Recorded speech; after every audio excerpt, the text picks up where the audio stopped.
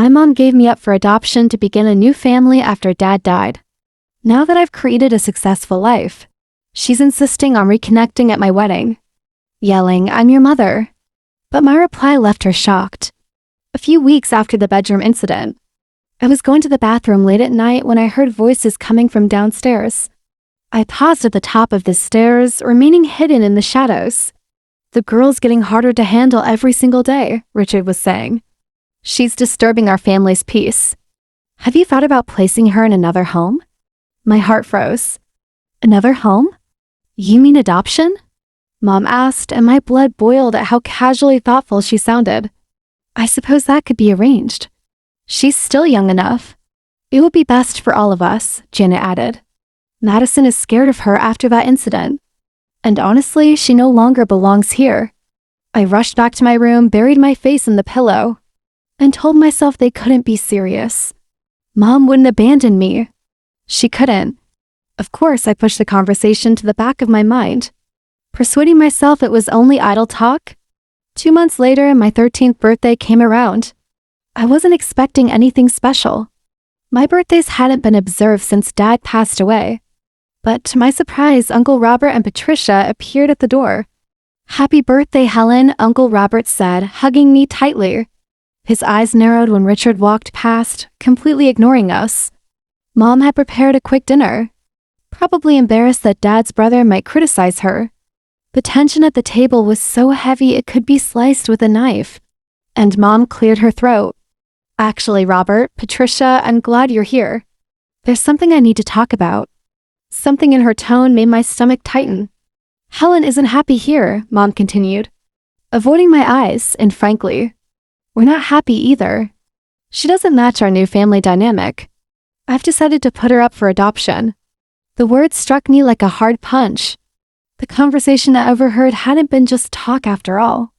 "I thought, since you and Patricia don't have children of your own," Mom went on, her voice casual, as if she were discussing the weather, "you might want to take her.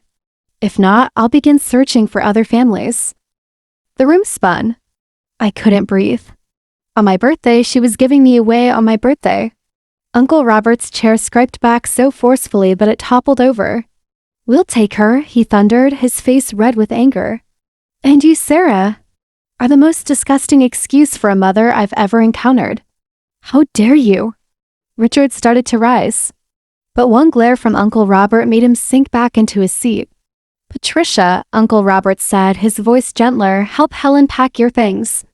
We're leaving right now." Patricia wrapped an arm around my trembling shoulders and guided me upstairs. We packed swiftly, tossing my clothes and few remaining belongings into bags. I was crying so intensely I could hardly see. "It's going to be okay, sweetheart," Patricia kept whispering. "We've got you now." I walked out of that house without glancing back at Mom. She didn't attempt to stop me or say goodbye. The last thing I heard as Uncle Robert shut the car door was Madison asking if she could have my room once. I was gone. The adjustment wasn't simple at first. I'd wake up in my new room at Uncle Robert and Aunt Patricia's house, briefly confused about my location. But then I'd catch the smell of Patricia's, coffee and bacon drifting up from the kitchen, and remember that I was home, my true home. The adoption process went smoothly and fast. Mom signed away her rights without any reluctance, which pained me then but later felt like a gift.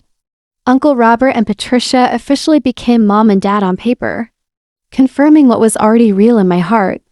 "Helen," Uncle Robert said one morning over breakfast, "we've enrolled you in Riverside Prep. It's a stronger school than your previous one, and we believe you'll enjoy it there." I truly did enjoy it there.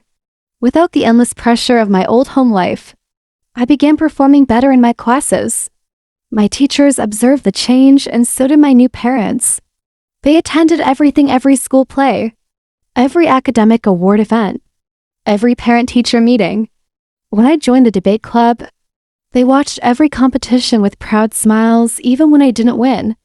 They motivated me to explore new activities: piano lessons, summer science camps, volunteering at the local animal shelter. They backed it all, not merely with finances, but with real interest and participation. The hurt from my mother's rejection slowly diminished. replaced by the comforting assurance of being genuinely loved. I stopped dwelling on her and stopped wondering if she ever remembered me.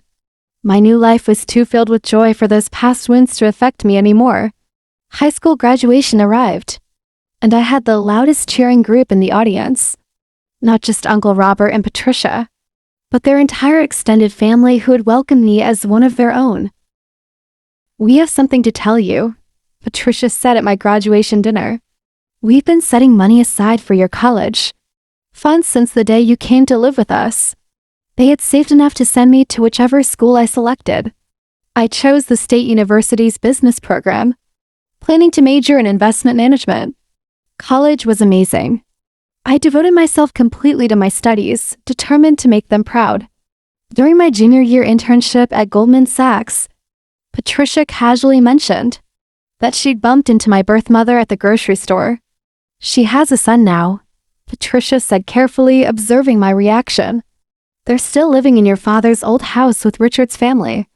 I simply nodded, surprised that I felt only slight curiosity. That previous life seemed like a far-off memory now belonging to someone else. After graduation, I secured a position at Morgan Stanley. My starting salary made my eyes widen. It was more money than I'd ever dreamed of earning fresh out of college. The day I received my first paycheck, I headed directly to the jewelry store. Uncle Robert had been using the same old watch for years, and Patricia had been admiring a necklace in the window of a local shop for some time. When I presented them with the gifts, Aunt Patricia began crying and Uncle Robert's hands trembled as he strapped on his new watch. "You shouldn't have spent your money on us," he protested softly. "Who else would I spend it on?" I asked, embracing them both. "You're my parents. You're the ones who made all of this possible." 6 years passed quickly. After college, I advanced steadily at Morgan Stanley, earning promotion after promotion until I was leading my own team. Every achievement felt more meaningful because I could share it with Mom and Dad, as I now called Uncle Robert and Patricia without any hesitation. The apartment came first, a lovely 2-bedroom condo in a good area of the city. Mom assisted me with decorating it, and Dad insisted on reviewing all the documents before I signed the mortgage. Then I met Michael. After a year of dating, he proposed during a weekend beach getaway. I said yes before he even completed the question. Mom cried when we shared the news, and Dad pulled Michael into a warm hug.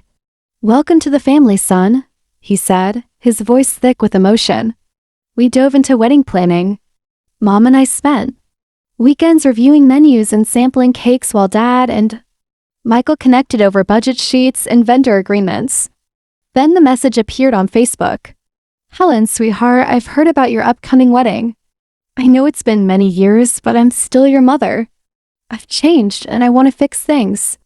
Please let me be part of your special day. I miss you so much." My hands trembled as I read the message.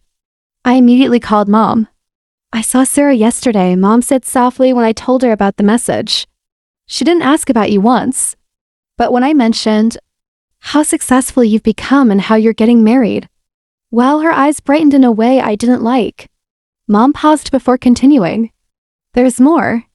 That niece of her husband's, Madison, she got pregnant, married some worthless guy, and moved back into the house with her husband. The entire family is constantly arguing.